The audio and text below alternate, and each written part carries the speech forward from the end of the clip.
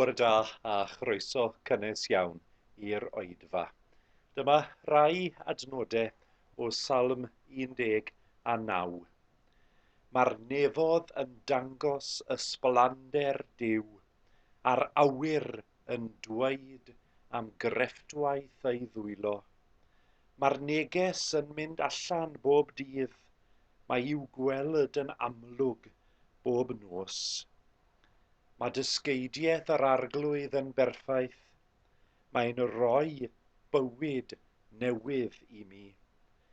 Mae reolau yr arglwydd yn glir ac yn gwneud y person mwyaf cyffredin yn ddoeth. Mae cyngor yr arglwydd yn dangos beth sy'n iawn ac yn gwneud y galon yn llawen. Mae arweiniad yr arglwydd yn bir ac yn goleuon ni. Mae'r gorchymyn i barchu'r arglwydd yn glir ac yn aros bob amser. Mae dyfarniad yr arglwydd yn gywir. Mae e'n gwbl deg bob amser. Mae'r pethau yma yn fwy gwerthfawr nag air. Ie, llwythi o air coeth. Maen nhw'n felysach na'r mêl sy'n diferu o'r diliau. Ydyn, maen nhw'n rhoi goleuni i dy was, ac mae gwobr fawr i'r rai sy'n I fyddhau. Gad i'r cwbl dwi'n I ddweud a'i feddwl dy blesio di o arglwydd, fy ngwraig am hachubwr.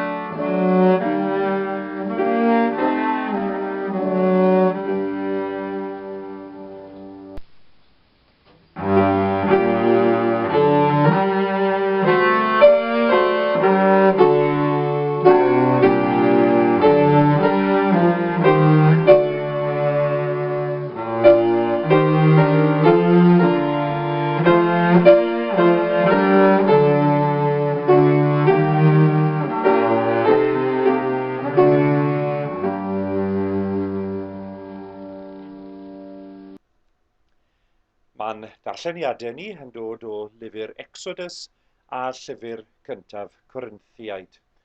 Ac mwyn y darlleniad cyntaf yma, rydyn ni'n troi at bennod 20 o Exodus, lle mae Moses wedi derbyn llechi o ben mynydd Sinai gyda chyfred Duw wedi ysgrifennu arnyn nhw.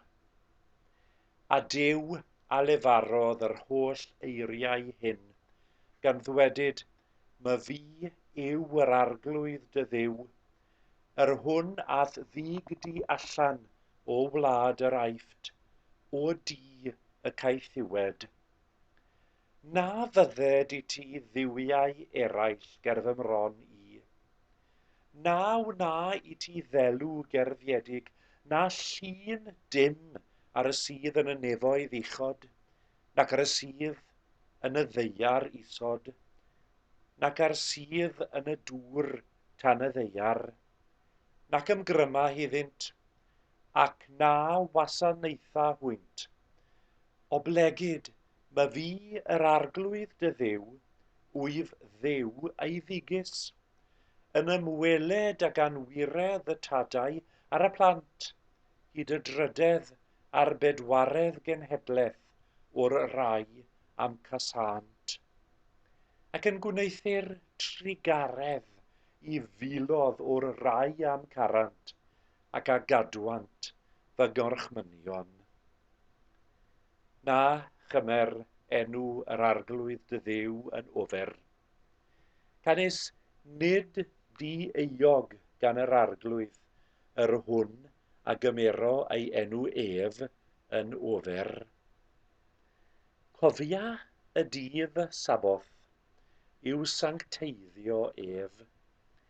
6 diwrnod y gweithi ac y gwneud y holl waith, ond y 7fed dydd yw saboth yr arglwydd dy Dduw.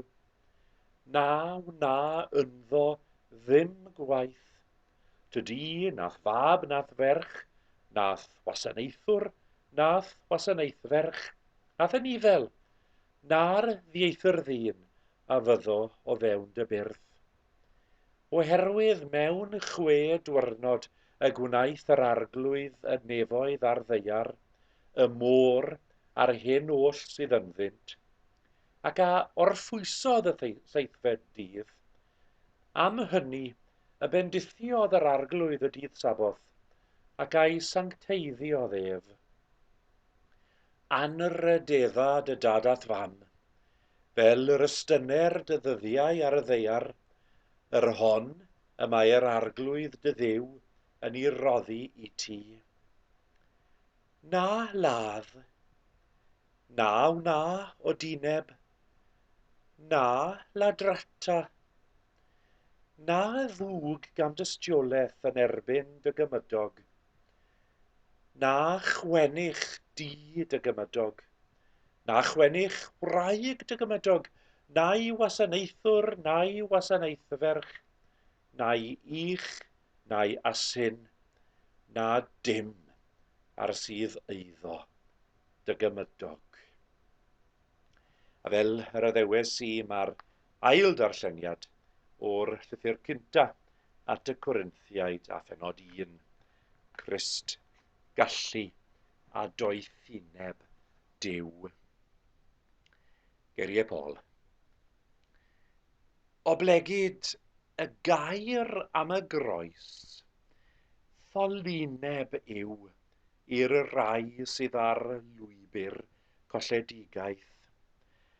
Ond i ni sydd ar lwybr iachawdwriaeth, gallu Duw ydyw. Y mae'n ysgrifenedig, dinistriaf ddoethineb y doethion, a dileuaf ddeall y deallus. Pa le y mae'r un doeth? Pa le y mae'r un dysgedig? Pa le y mae ymresymydd yr oes bresennol? Ond i wnaeth Duw ddoethineb y byd yn ffolineb, oherwydd gan fod y byd yn oethineb Duw wedi methu adnabod Duw trwy ei ddoethineb ei hun.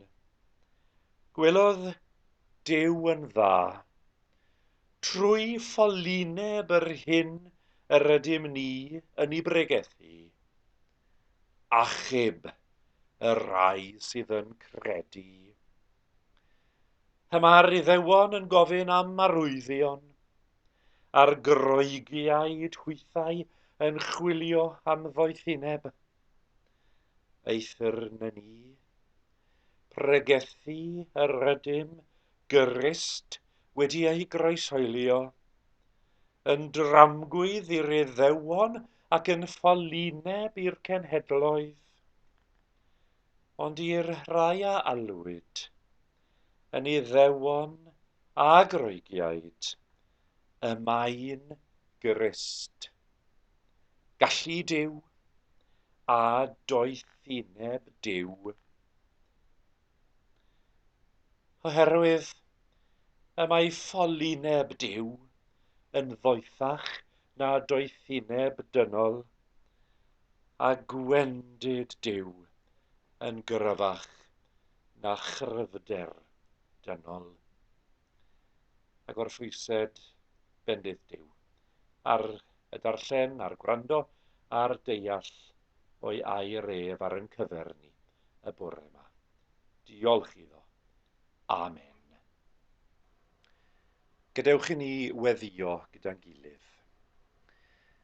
Dduw'r creawdwr, eiddo ti y ddeiar, gyda'i holl brydferthwch a'i daioni, a'i chyflawnder toreithiog. Ond fe'i hawliwyd gennym i ni'n hunain, ysbeiliwyd ei thegwch elw, dygwyd i hadnoddau ein lles ni. Dduw'r creawdwr maddau i ni, na foed i ni mwyach dy wadu, ond boed i ni ofalu'n dyner ac yn deg am dy ddeiar. Bydd gyda ni, o Dduw, wrth i ni droi ata ti yn ystod y gwasanaeth hwn heddi. Bydd gyda ni yn cofio yn pechod ac yn edifar amdano. Ond yn fwy na hynny wrth i ni orfoleddu yn y ryddid a'r maddeuant sydd yn dod i ni wrth ddilyn Iesu Grist, wrth droi cefen ar pechod, a throi yn hwynebau at y llwybr o'n blaen ni, wedi ei osod yno i ninnau gael ddilyn ein ceidwad, gan ddilyn o'r trad yn gwaredwr, gan ddilyn ein harglwydd yn ei deyrnas ef. Cofiwn y rai llai ffodus na'n ni heddi, y rai sy'n bryn o'n breintiau tymhorol ni. Bydd gyda'r tlawd o Dduw lle bynnag y bo nhw, roi iddynt yr hyn sydd yn angenreidiol iddyn nhw ffynnu, iddyn nhw gael bywyd llawn yma ar dy ddeiar di. A gwrando yn gweddiau preifat personol ni hefyd. Llewn ni nawr wrth i ni mewn enid o'r distawrwydd gofio'r anwyliaid yna sydd yn dost, sydd yn galaru, sydd yn anobeithio. Cymer hwy o Dduw, a boed iddyn nhw'thau gwybod dy fod ti sydd yn Dduw sydd yn caru, yn Dduw sydd yn adfer, yn Dduw sydd yn gwella,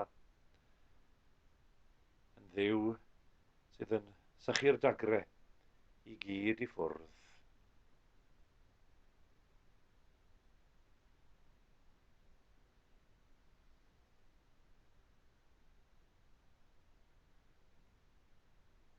Gwna ni'n gryf i wynebu pob peth o arglwydd, a gwrando yn gweddi a mynd i ofyn y cyfan yn enw Iesu, nath yn dysgu ni i weddio drwy ddweud, ein tad, yr hwnnwyd yn y nefoedd, sancteiddier dy enw, diled y deyrnas, gwneler dy ewyllus, megis yn y nef, felly ar y ddeiar hefyd.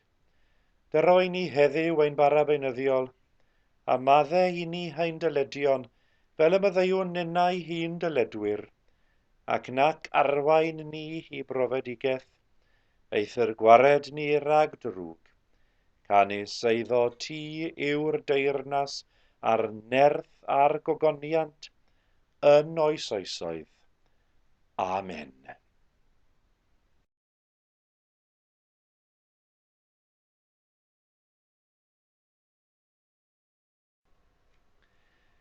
Mae direidi i'w gael mewn dosbarth ysgol Sul i blant yn dosau.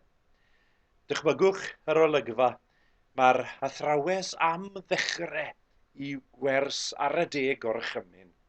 Felly mae'n troi at y dosbarth o blant 5 mlwydd a 6 mlwydd o'i blaen, a mae'n gofyn iddyn nhw, os rhywun yn gwybod shwt i ffindo y 10 gorchymyn. A mae'r plant maen nhw'n edrych o'i gwmpas nhw, a dyn nhw ddim yn gwybod, dyn nhw ddim wedi clywed am y ddysgeidiaeth hon o'r Hen Testament. Ond yn sydyn, dyma un yn meddwl, wel, os dwi ddim yn gwybod lle i ffindo rhywbeth, rwy'n gwybod lle i droi. Felly mae fe'n rhoi i law i fyny yn siarp, a mae'r athrawes yn gobeithio bod yr ateb cywir gyda hi yn y bachgen bach yma o'i blaen hi. Ond dim ond direidi sydd yn digwydd pan mae'r ateb yn dod. A'r bachgen yn llawn hyder yn dweud, os wyt ti ddim yn gallu ffindo'r 10 gorchymyn, wyt ti wedi triol gwglo i weld lle maen nhw. Wel, does dim eisiau gwglo arno ni bore yma. Mae'r 10 gorchymyn gyda ni yn darlleniad o gyfer y trydydd Sul o dymor y grawys. A rwy am edrych ar y 5 ola, y rai sydd yn cael ei ryteg trwon nhw yn fyr, y rai sydd yn cael ei hystyried fel y restr pechodau ymhlith y 10 gorchymyn, y reina sydd yn dechrau bob yr un ohonyn nhw gyda'r gair na. Na ladd, naw o dineb, na ladrata, naw na gam dystiolaeth, na chwennych unrhyw beth sy'n perthyn i dy gymydog di. Ond yn hytrach na chanolbwyntio ar y 5 gorchymyn yn nhermau y pechodau maen nhw'n cynrychioli, yn nhermau yr hyn sy'n mynd o wyth yn cymdeithas ni pan mae pobl yn mynnu lladd a bod yn dreisgar, lle mae pobl yn mynnu godi nebu a bod yn gyfrifol am bob math o bechodau rywiol, lle mae bobl yn mynnu lladrata, lle mae bobl yn mynnu dweud celwydd, lle mae pobl yn mynnu striwa i bywydau drwy cenfigen, drwy ceisio ar hyn sydd gan eraill, ond sydd ddim gyno nhw. Na, nid yn fyna dwi am canolbwyntio, ond yn hytrach yn ystod y tymor arbennig hwn, ar y ffyrdd y medrwn ninnau ystyried y 5 gorchymyn yma fel heriau i geisio newid y byd gwell, i geisio newid y byd i efelychu safonau teyrnas Dduw, y deyrnas honno mae Iesu yn ei chyhoeddi fel y rhan o'r newyddion da yna yn ei bregethu cyntaf yng Ngalileia. Be fydde'r byd yn disgwyl fel? Tasau ninnau fel Cristnogion yn gweithio tuag at fyd lle nad oes yna ladd, lle nad oes yna drais, lle nad oes yna odinebu a phechodau rywiol eraill, lle nad oes yna ddwgyd, na dweud celwydd, lle rydyn ni'n adeiladu byd lle nad oes na gen figen. lle nad oes yna bobl yn teimlo bod nhw wedi cael eu hymddyfadu o gyfleoedd neu arian neu eiddo, bod dim rhaid pipo dros y ffens i weld beth sydd gyda'r cymdogion.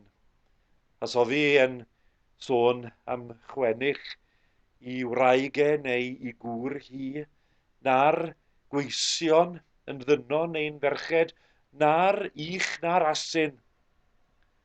Ond yn hytrach yn bod ni'n creu byd, yn dysgu yn hunan i fod yn ran o fyd, lle nad oes bellach gen figen, lle nad i ni yn ceisio'r hyn sydd gan bobl eraill, ond lle ry ni yn fodlon